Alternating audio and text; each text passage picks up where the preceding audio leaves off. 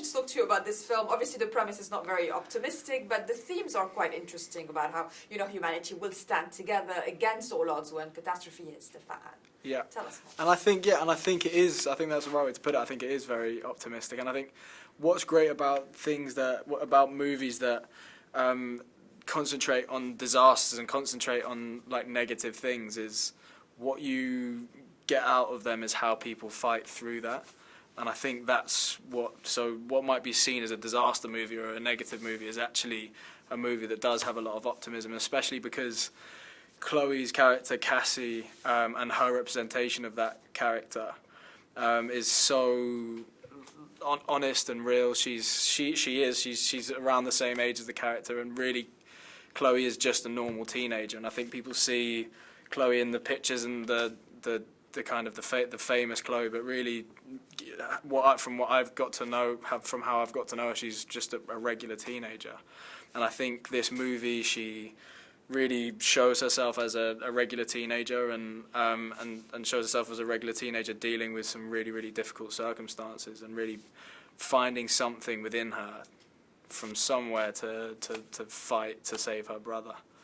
The challenge in those films is to make the characters memorable and interesting for the audience, you know, because it lies beneath a lot of visual effects. So how interesting is it for you to find, you know, what is interesting about the character from your point of view? About the Evan character? What was really, from the initial read, it was just sometimes you read a script and you get a feeling that you know this person. You get a feeling that you can relate to them in certain ways, and that you can understand whether you agree with their views and what they think. That you can understand why they'd think that, and whether they need to learn how to think in a different way or not. You kind of understand where, like, because of their background or because of their experiences, why they think a certain thing. So the reason why I was drawn to the Evan character was there's a really, actually I can't really talk about the moment, but there is a moment. There's a really great moment in it that you will have to wait and see.